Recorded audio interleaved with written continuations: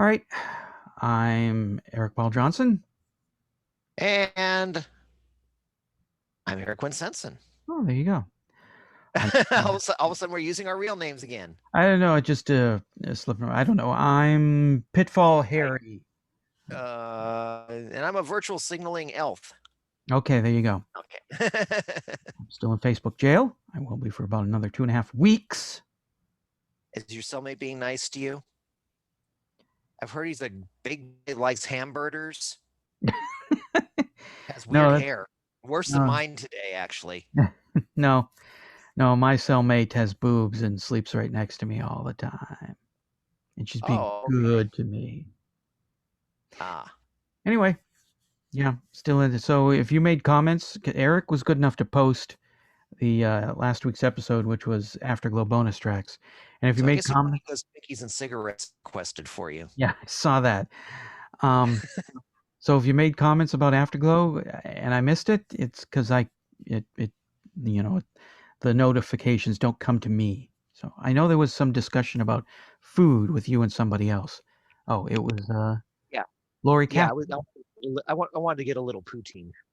Yeah, yeah. Did your wife approve of this, or you getting that Well, I poutine can't on the get her to side? approve chicken fried steak very often, so Mm. gravy and cheese curds on French fries is not going to fly very well either. So you're not going to get any poutine on the side. No, it seems like every time I get a little older, all of a sudden I get a little bit more of a lecture. So, Yeah, yeah. So these are comments on Got a couple of. There were a couple of comments on Afterglow that did make it my way that I did see. And Eric goes and first. I'm trying to find out where in the world they went to. Oh dear. Get up here. Oh, there they go. This damn technology, you whippersnappers. I need to keep my guitar within reach for moments like this. It's way over there. What, are you going to sit there and tune it for an hour? Yeah. I've swear I've been to concerts where that's 90% of the concert is tuning the guitar. Well, I brought I my understand bass. that's what you pay the tech for, but yeah. Yeah. I brought my bass in here. I do know something on that. But again, way out of reach. Lori Cassidy says, "This is the first I've heard of this podcast. I enjoyed it." Yeah. Well, we're glad you did. I know, and I don't know how you missed it. Well, I don't know. Did you post this in Jeff Lynn's Blue World? I don't think you did. Yeah, I did. I posted in Jeff Lynn's Blue World, and I posted in the ELO, the Jeff Lynn fan one. Right. The one that absolutely hates me. I posted in that one too because I love getting the haters all stirred up. So Um, put another one out. I'm gonna comment. I'm gonna comment. yeah, So I used to post in just all the ELO groups, and um, I don't know. A few months ago, I just got tired of doing that because it would take like a half hour, and I just, you know what? I'll just post in the groups that I like and that you know are I'm there. only two, so I Yeah. so that's about my extent there. Well, I've noticed that when I post in some of the ELO groups, the post just is deleted. I, Yeah. so it's just kind of a post on our Facebook page, Jeff Lynn's Blue World, where anything goes if it's ELO related, no matter how tinily it's related. Um, my own Facebook, Twitter, oh, and sometimes on MeWe. So this comment came from YouTube, which of course automatically posts episodes there. Prit Plays said, I'm 17 years old, one of the biggest ELO fans. I'm now going to listen to y'all all day. Good. I enjoy it. Good. Will you guys be doing Zoom, Alone in the Universe, and From Out of Nowhere? Well, last week we started working on episodes for Zoom. So last week, All Right is done. I finally got it finished last night. Um, and we recorded our conversation about Moment in Paradise. So, yeah, we're doing Zoom and Alone in the Universe and From Out of Nowhere. Every ELO song that was released that involved Jeff Lynne. And Oh, and comment on Hello Old Friend. yeah, Boy Productions says, this song always brings a feeling of nostalgia to my childhood. I'm sure others. Love Jeff Lynne. like you see that. That's a good thing. I like that. Definitely. Nicol- Nic- Nicholas Picone. It's a regular name. I know, and it's saying Nicholas. Nicholas Picone, or is it Piccioni? Piconi? I don't know. Where, Probably Picone. probably. Where has an ELO podcast been all my life? Well, for almost 3 years, it's been on Podbean, Podomatic, Stitcher. I don't know if Google Play is still around. I think that went away. And we started the YouTube channel, the Electric Light Orchestra podcast channel, where all the episodes are. So it's been around for about 3.5 years. Enjoy catching up. Suffer through Yeah. those early episodes. I was going to say, I've got your ELO podcast right here. That's right, and I got it right Which, here too. since I'm not from New Jersey, I'm actually pointing at the links, not at anything else. Right. And Stephen St. John says, great episode, guys. You brought up a number of points I'd never considered before. Your comparison to I Am the Walrus, one of the things I'd never considered, was spot on. And the audio juxtapositions really brought it home. Wonderful. Thank you. And that was a comment on the YouTube post, which I'm glad my copyright appeal went through and cleared. Because you put any Beatles on YouTube, by the Beatles that was released on their albums. You could put live performances and you could put your own versions on there. But ones that were taken from the records, it's a copyright infringement and it gets blocked. But I filed an appeal. It's fair use because we're using snippets to discuss and review the song. So I'm glad the appeal apparently went through and people heard it and heard the show in its entirety. I mean, there's humans? It'd be I'm nice if another social media thing used human beings and took things in context, wouldn't it? Yeah, it sure would. Yeah. Yeah. I don't know if they were humans at YouTube. I don't know if maybe you just file and it's your appeal and you get all the right stuff filled out that a computer says, all right, that looks good, let it go. So I don't know. Yeah. There must be some humans there, even though I think mine people just don't understand classical music. And because I filed an appeal on something because they said this song by some artist that's been dead for 200 years is owned by some orchestra that I didn't even post the orchestra being. It's not the arrangement. They can't even say it's the arrangement because it was a completely different orchestra from what I posted. I've And they're still saying, well, no, they still own this. mm, I was I've trying, and they didn't even block me. All I was trying to say is, if you're going to say that somebody owns this arrangement, pay the right people, because for one thing, orchestras typically don't get money. yeah. So, and this pay the right person for the 60-some-year-old recording of hmm this particular piece. And well, yeah. I've run into that with my other podcast where it's songs from the latest songs to hit the pop chart from 100 years ago that exact day.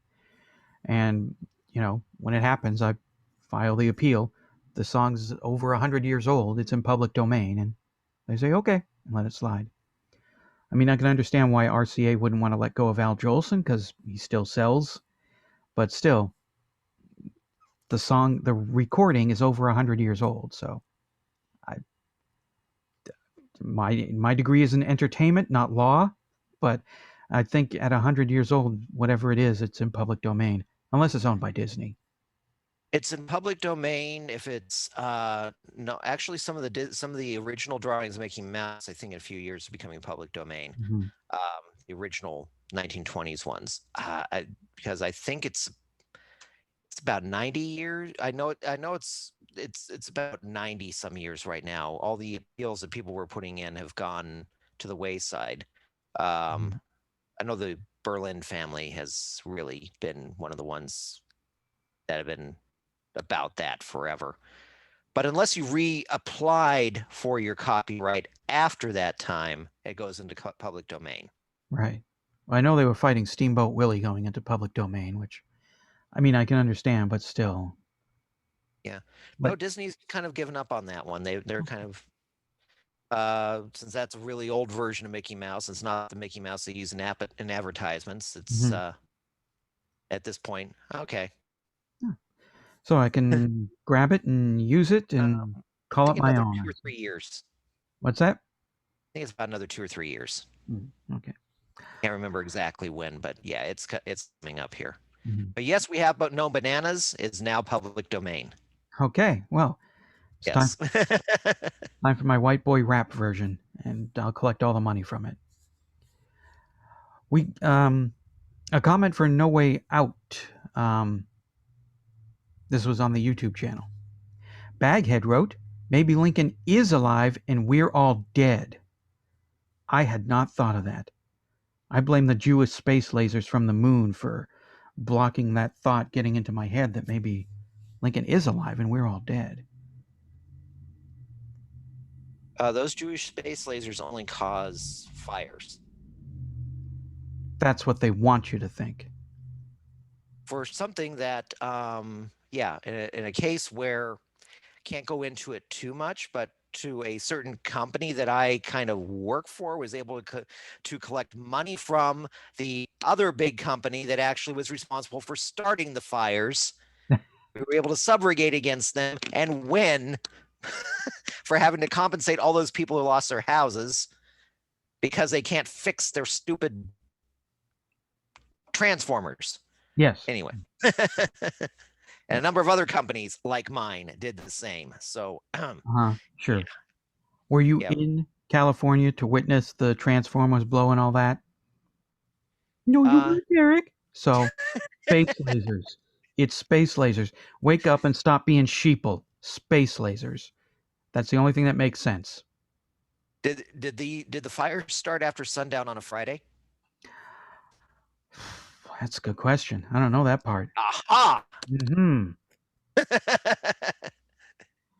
Those chemtrails have gotten to your brain too. No, because I didn't get the vaccine yet, which is loaded with chemtrails and autism. So No, you already have the chemtrails in you. That's why you have to stay away from 5G towers so the virus doesn't get activated. I think we could go on forever with this, but we still got more comments. Yes, we do. Yeah. Okay, we're moving on to Afterlife. Okay. Afterlife. Afterlife music. Afterlife music. Oh, okay. I thought it was gonna be. I thought you just put in the wrong thing for Afterglow. There, I was gonna go. No, You're really looking forward to that light, to that white light, aren't you? it's Okay. Afterlife music. The whistling is a keyboard. As to whether played by Jeff or Richard, who knows? But the original poster was saying he didn't think it was an actual theremin, which it wasn't. Obviously synthesized in ELO's music. I don't know of any instance in an ELO song where an actual theremin was used, but synth theremin sounds appear all throughout ELO's history. Several examples that come to mind are Laredo Tornado, Above the Clouds, Starlight, The Fall, From the End of the World, not to be confused with From the Sun to the World. I'm sure there are others as well. I just can't recall them at this moment. yeah. I don't know if he's talking about me because this has been coming up a lot. I'm lost at who's writing to who, replying to who. I'm pretty sure I didn't say it was a theremin. I'm sure I said it sounded theremin-y, but I knew full well it's keyboards and synthesizers making that theremin-y sounding sound. Yeah, I don't know if I said anything about it. I know somebody I don't replied know about because it. I don't think they ever used a real theremin. I didn't. Yeah, I'd never seen them. If No, I did, I was wrong. But I don't know if I said anything about it either. But yeah, no, it's synthesizer. I've always known it was synthesizer. It just happens to sound theremin-y. Oh, oh yeah, he did mention the fall. Okay, yep, and yeah, Pam Van Dr. Pam Van Allen. There's no theremin anywhere in the ELO oeuvre. It's French. Oeuvre? yeah. Oeuvre. I'm going to say catalog. And she also says men are weird. Yes. Yes, they are. I She's in Facebook jail for Well, No fortunately, time at all. well, fortunately, she said it on YouTube, so you can Oh, be okay. weird on YouTube. Yeah. Okay, so women can be weird on YouTube too. Can they? I thought they would take down the videos when they get weird on YouTube. No, not when they get weird. I thought maybe that kind of stuff was on Pornhub. But I thought YouTube comments. Oh, yeah, no. Yeah, YouTube comments. Mm. I'm, I'm gonna have to remember. Well, actually, no, you're not banned from YouTube, so yeah, No. you're able to sit there and keep an eye on them as well. Yeah, and report the ones that are advertising for sex dating, because those comments have come up in some of our videos, and yeah, I've Oh, gotten rid really? of those. Yes, Oh, I've yeah, gotten. the ones that say that I should try dating Slavic women Yeah, because it can be subservient, et cetera, et cetera, et cetera, which means somebody's obviously never met a Slavic woman in their life. yeah. So, So yeah, I get rid of those. Those yeah, comments go reported and deleted. Yes. And we already get some comments about our bonus episode for Electric Light Orchestra Part II, which came out at midnight today. yeah, which I will be posting in the two places where I am a member. Plus also on the ELO, the Face the Music fan page, which or the page for our podcast. Yeah, Yes, I made you a co-administrator, so you can do that. ex- exactly. So I will administrate that Yeah. a little bit later Mhm. today. So, James Crow, so glad you decided to talk to the elephant in the room and touch on part two. My introduction to them was a cassette single with an abridged version of Honest Man, backed by Heart of Hearts. Happy to say I was able to find it in my old cassette box all these years later. I was apparently impressed enough with the tape that I bought the CD, but regretted it pretty quickly. I'll admit the Hello prologue made me smile, but I wasn't too crazy about the additional lyrics in the full version of Honest Men. The rest of the new songs on the album really didn't do too much for me either, so the CD ended up on the shelf where it remains collecting dust today. I might have to go give it another listen now just out of curiosity, but I'm fairly certain it will end up back in its place to the right of the true ELO discs, where it will remain until I get curious about it again in my 90s. As always, thanks for the excellent podcast. P.S. Thanks for the tip on the Honest Man video. It was interesting to see what the revived band might have looked like back then. And I was happy to see they used the single version of the song instead of the longer album cut. There's a video? There you Oh, that's I right. have You've not had a probably chance to heard listen to the podcast you haven't yet. listened So, to it yet. Yeah, they did 3 videos. Honest Men, and we'll go listen to the podcast, and I say, hey, they're videos, and they are on YouTube, so you can see them. They're grainy, definitely look like they're VHS taped off the TV, but okay. you get what you get, and you don't throw a fit, as we tell Madeline. Um, It's not one of the I'm horny and I'm gonna go get some songs off of that album, is it? no, it's the more ELO-y kind of sounding songs, I Okay. think. Yeah. Yeah, they got Honest Men from the first album, and then 2 other videos from the Moment in Paradise, Moment in Trouble. What was it? The Moment album that came after that. Moment in Time or Moment. It was a uh, moment thing. I don't know. People. yeah, we're having a moment. Yeah, we are. Um, I hated the single version of Honest Men. That thing was as badly chopped up as Roll Over Beethoven was. I much prefer the full version. Flows much better when you don't have cuts and chops just jammed right into there against that, and it works much better. Electric Light Orchestra 2. Why am I blanking out on the Moment album? Anyway. I'll have it in a second here because I still had my little guide up from when we were looking up Rosie Vella earlier. Yep. As for the curiosity thing, yeah.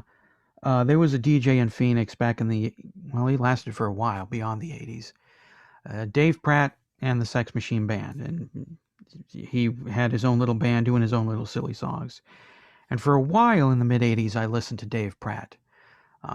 Looking back, the only reason I can think of is because after Bran Maya left, I was desperate for a morning person to listen to, and Dave Pratt is like the girlfriend.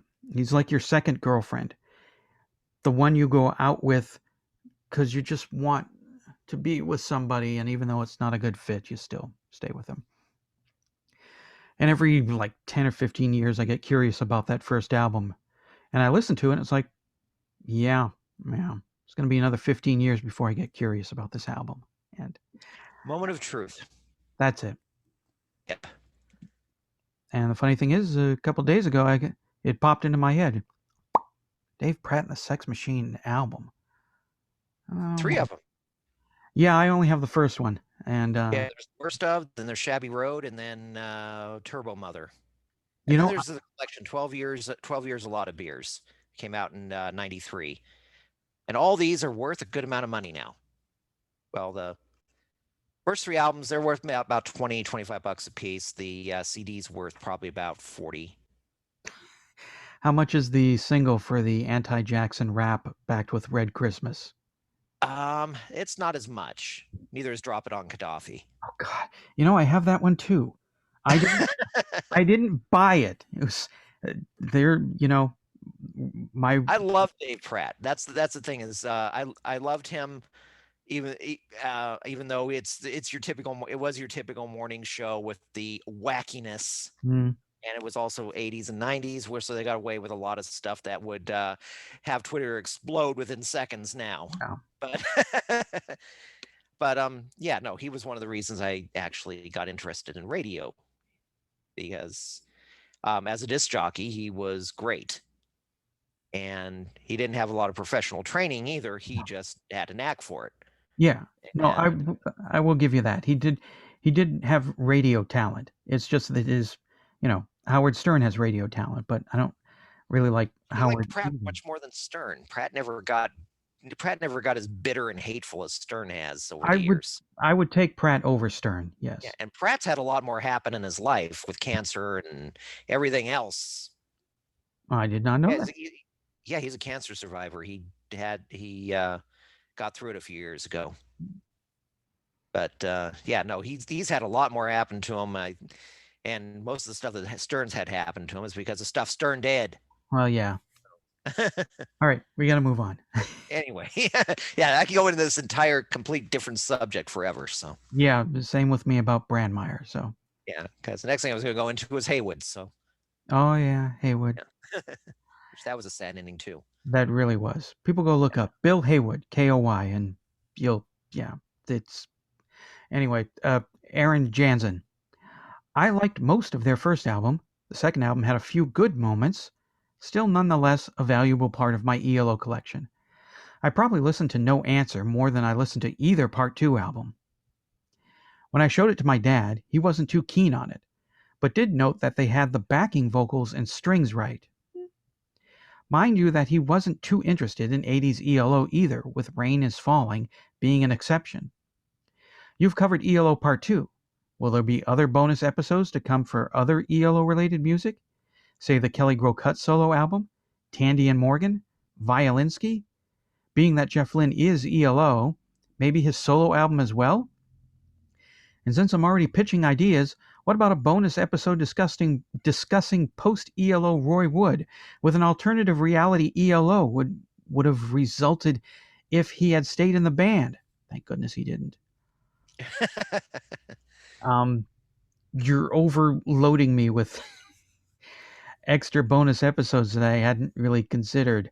Um, I mean, I kind of floated the idea in my head. I think even when I made that episode, the ELO Part 2 episode, um, but I think we're just going to stick to bands that have the name Electric Light Orchestra in their title. Yeah. Maybe after we've finished up with the podcast, maybe occasionally we'll do a reunion episode covering Grocut's album and Violinsky. I'm really curious about Violinsky. Somebody said to Mick Kaminsky, "Sure, go ahead. You can make yourself an album." So I'd like to hear that. I didn't even know that existed till a couple years ago. So If Roy would have stayed in the band would not have been around after more than 2 albums. no, Because one of the reasons Electric Light Orchestra showed up is because the move had overstayed its welcome. yeah, It overplayed. It had gone as far as it was going to go, and this was the next step for the move. And with Roy Wood sticking around, no, I think you would have had a nice almost 50 years worth of Jeff Lynne albums. yeah, Probably still have most of what you have, but it just wouldn't say Electric Light Orchestra on it. yeah, yeah. Yeah. Yeah, I've heard Roy Wood stuff after ELO, and even though I like it, I don't think you're not gonna. Obviously, you're not gonna get the hits since he didn't have any in America or the airplay. I think the first time I ever heard a Move song on the radio was in 2014 on a classic rock station in Flagstaff, and I was agog that when it came on, it's like, holy crap, somebody's playing the Move. Was it California Man? No, it was not. I think it was Message from the Country. Oh, So, yeah, that's yeah, yeah, yeah, that's a little bit deeper than most ones would around here. yeah, California Man at least got covered yeah. It did. by people. So Yeah. Um, MJ. Oh no, this is your comment. Okay, this is the last yeah. comment. Okay. MJ says a better ELO sounding album than the ones you mentioned is Alpaca's Orgling by LEO, released in 2006. No original ELO members in this one on a tight budget, but there is a deep love for ELO and 70s FM radio in general. It's perhaps a bit short, but I think they did a good job. I would also suggest the last two Apples in Stereo albums, Mm, they're also good uh, too. which were heavily influenced by the ELO sound. So New Magnetic Wonder, and then uh, the other one was something like Adventures in Time or something like that. Mhm. I'd have to look them up again, which I'm not going to sit here taking more time fiddling with my phone. Yeah, So, but yeah, the last two of those by Apples in Stereo. If you want some ELO sounding, definitely check that out. yeah. A friend brought that LEO album to my attention, and he had the MP3s, so he just loaded them up on my computer, and I listened to them. And yeah, I love that album. That's a really great album. I think it sounds more ELO-y than the ELO stuff Jeff Lynne was doing around the same time as Alpacas and Orglas or whatever that title was, because I already closed the Word file. But Alpaca's Orgling. Alpacas Orgling, yeah, I not to give spoilers, but I like it better than Zoom. So yeah, it was pretty good. All right. I think we've gobbled up enough of people's time. So Yes, we have. did a lot of So until straying, next time. did a lot of straying off topic. So we'll we'll go now. Go listen to the ELO Part II podcast. It's up there right now. And it's much better than listening to the ELO Part II albums. Yeah, yeah.